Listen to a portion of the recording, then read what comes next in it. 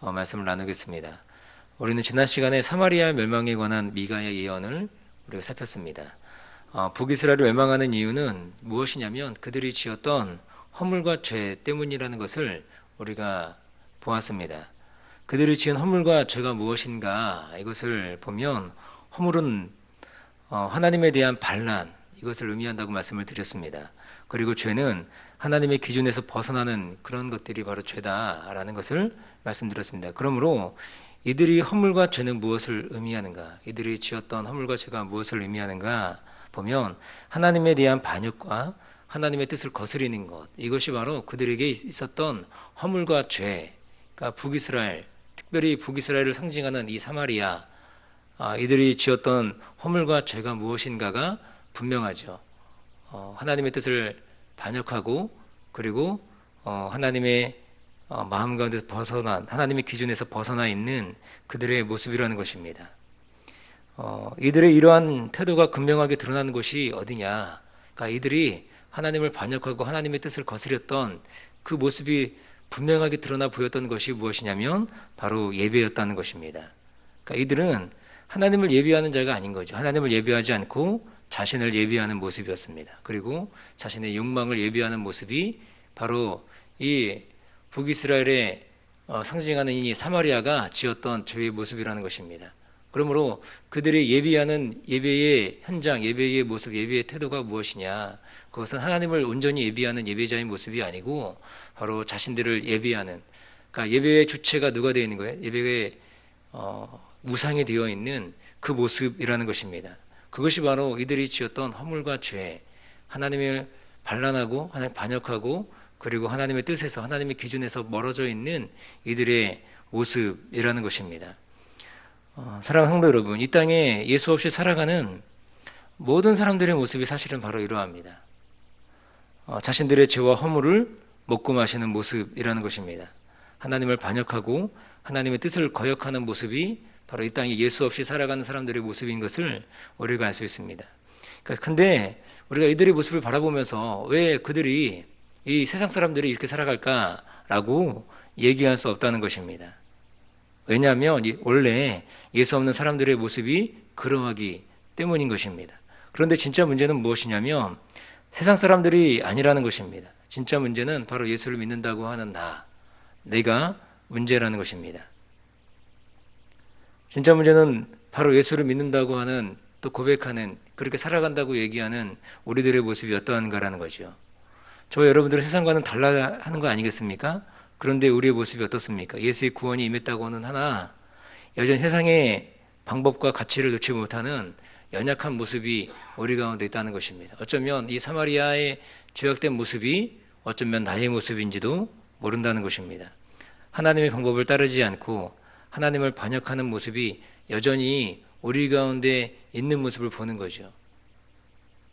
그래서 우리가 이 부분들을 살피고 보면서 나의 연약함, 나의 죄성 이런 것들을 바라보고 우리가 이 죄에 대한 애통한 마음을 가지고 우리가 저 앞에 온전히 나아가는 그런 모습이 더 필요한 것이 아닌가라는 것입니다.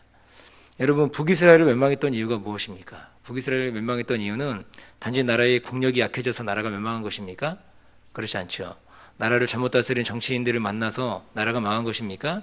절대로 그렇지 않습니다. 이스라엘은 하나님이 왕된 국가입니다. 하나님이 왕된 국가. 하나님의 통치를 받는 국가라는 거죠. 그런데 이들이 더 이상 하나님의 통치가 필요 없다고 얘기하는 것입니다. 그것이 드러난 현장, 드러난 사건이 무엇이냐면 말씀드렸듯이 그들이 예비하는 현장이고 예비하는 모습이라는 것입니다. 이것이 이들의 제일 큰 죄악이라는 것입니다. 그러니 하나님은 더 이상 이들을 두고 보실 수 없는 것입니다. 그래서 하나님께서 어떻게 하십니까? 아수르라는 징계 채찍을 드셔서 이스라엘 백성들을 치신 것입니다. 사랑하는 성도 여러분, 우리의 삶도 그러지 않습니까? 우리의 인생의 참된 주인이 누구입니까? 나입니까? 내가 내 인생의 주체입니까? 정말로 죄송하지만 절대로 그럴 수 없다는 것입니다. 왜냐하면 우리 인생의 참된 주인은 내가 아니고 예수가 되기 때문입니다. 왜 그렇습니까? 예수 그리스도께서 우리의 허물과 죄를 위해서 대신하여 죽으셨기 때문이라는 것입니다. 우리를 자신의 피값을 주시고 사신 바 되셨기 때문이라는 것입니다. 그러므로 내가 내 인생의 주인이라고 얘기할 수 없다는 것입니다. 왜요?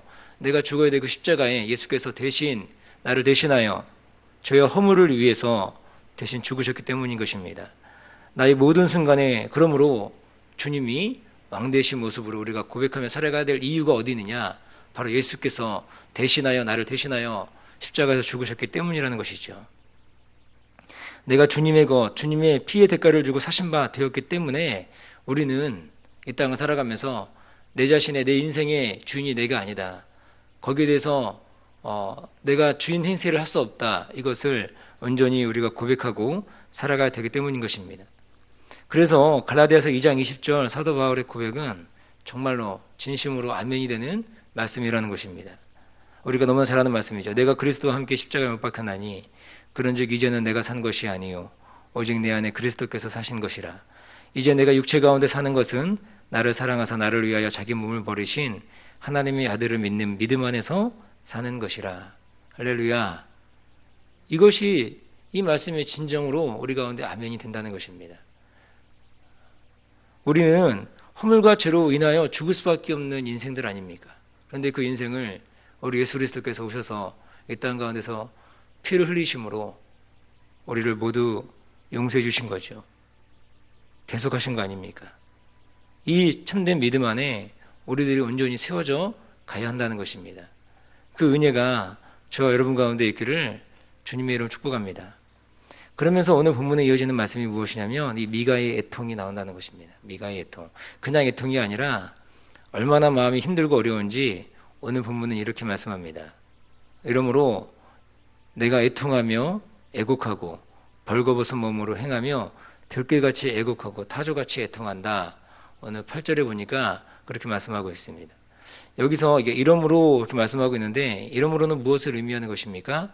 앞서 있던 이 사마리아 즉 북이스라엘의 죄악된 모습을 얘기하고 있는 것입니다. 이것이 참으로 안타까운데 이 안타깝고 아픈 마음이 오늘 자신의 고국인 유다에게 전염되어 있다는 것입니다. 이것이 그대로 북이스라엘의 죄가 이 유다에까지도 전염되어 있는 그 모습을 얘기하고 있는 거죠. 그러면서 9절을 보면 하나님께 지은 죄를 이렇게 비유적으로 말씀하고 있습니다. 9절에 보니까 이렇게 얘기합니다. 이는 그 상처는 고칠 수 없고 그것이 유다까지도 이르고 내 백성의 성문 곧 예루살렘에도 미쳤음이라. 이렇게 얘기하는 거죠. 유다는 치명적인 이 유다의 치명적인 죄는 어디서부터 기인했는가 보면 바로 북이스라엘에서부터였다는 것을 얘기해 주고 있는 거죠. 사랑하는 성도 여러분, 죄의 전염성이 정말로 무섭다는 것입니다. 죄의 전염, 죄의 오염, 이것이 너무나 무섭다는 거죠. 여러분, 죄는 본질상 오염 그 자체인 것입니다. 죄라는 것은.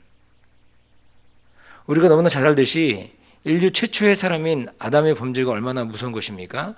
아담의 범죄로 인한 죄의 오염은 이 땅의 모든 인류, 오고 오는 모든 인류에게 이 죄의 오염이 유효한 것입니다. 이 죄가 모든 인류에게 전가되어 있는 것입니다. 이 죄는 자신의 힘으로는 절대로 씻을 수 없는 죄의 본질을 너무나도 잘 드러내 보이고 있다는 것입니다. 그러므로 죄된 인간이 살아가는 삶의 모습이 무엇입니까? 죄를 배우지 않아도, 죄를 학습하지 않아도 그 사람이 그대로 살아가는 모습이 무엇입니까? 죄의 모습을 그대로 보여준다는 것입니다. 그러므로 이 죄는 자신의 힘으로는 절대로 씻을 수 없다는 것입니다. 그래서 이 땅에 누가 오신 것입니까? 두 번째 아담인 예수 그리스도께서 오셨다는 것입니다. 그분께서 우리의 허물과 죄를 위해 죽으셨다는 것입니다. 우리 가운데 그러므로 진정으로 필요한 분은 누구시냐? 바로 이 예수 그리스도가 우리 가운데 필요한 것이고, 이 죄에 오염된 우리를 구속하실 수 있으신 분은 누구시냐? 바로 예수 한 분밖에 없다는 것을 보여준다는 것입니다. 이러면 죄의 오염이 너무 무섭죠. 죄, 아이들 같은 경우도 애기들도 죄를 배우지 않아도 너무나 아기 때부터 자기 자신만을 위하고 그 죄인된 모습, 죄된 모습을 그대로 보여주는 것을 보게 되는 겁니다. 요즘 그 어른들이 저희 막내 아이를 보면서 예배 드리는 태도가 너무 좋다, 약간 어른스럽다 그런 얘기를 하더라고요. 저도 이제 그런 줄 알았는데 지난주 금요일인가요? 이제 철야를 올려고 하고 있는데 아이가 돈 1,000원을 꺼내가지고 자기 집에서 지갑에서 꺼내가지고 챙기더라고요. 챙기면서 이제 교회 가져간다고. 근데 이제 왜 가져가느냐, 가져가지 말아라 그랬더니 되게 이렇게 인상을 쓰더라고요.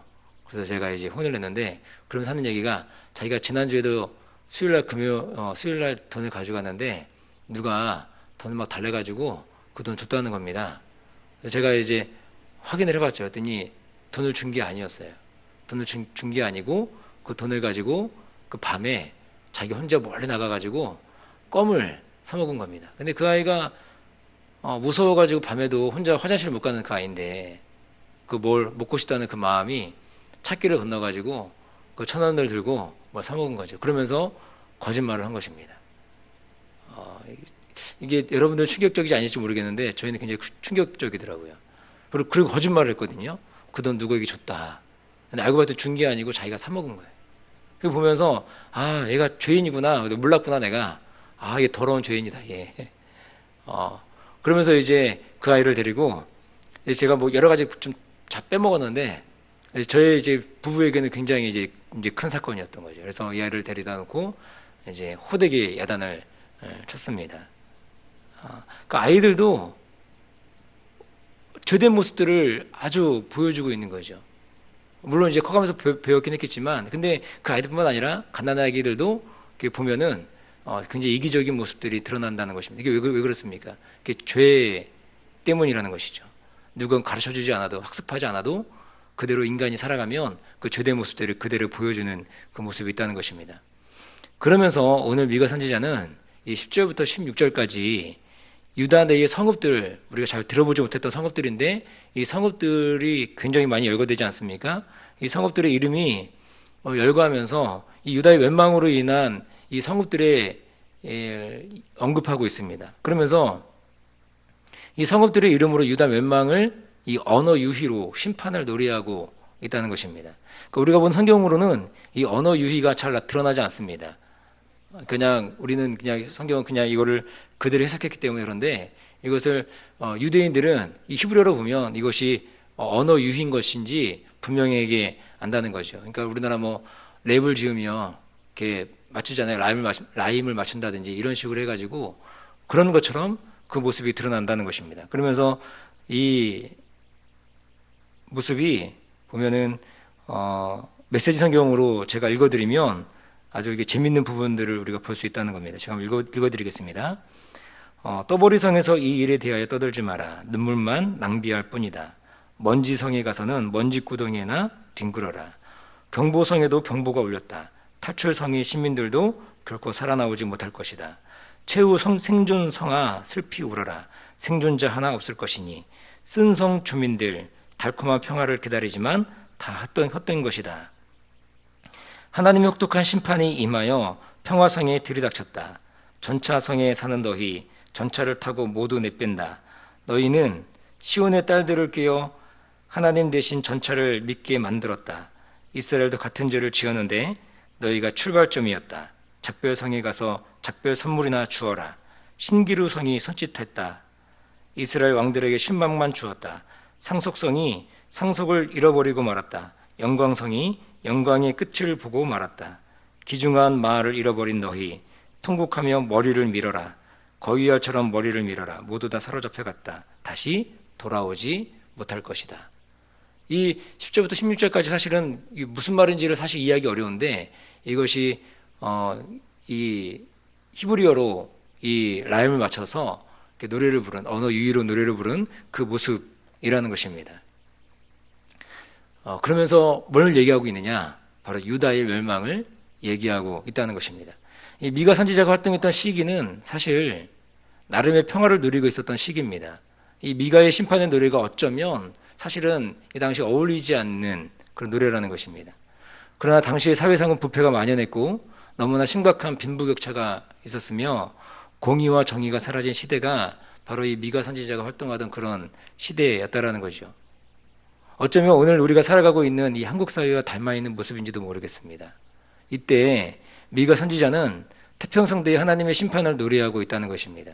사실 이것은 어쩌면 이 땅의 교회가 해야 될 역할이기도 합니다. 교회는 하나님과 사람 사이의 중간에 선 이 제사장 역할을 잘 감당해야 되겠죠. 그리고 뿐만 아니라 공의가 사라지고 정의가 실종된 사회에서 가난한 사람들이 핍박을 받는 사회에서 선지자적 역할 또한 감당해야 되는 것이 교회의 역할이라는 것입니다.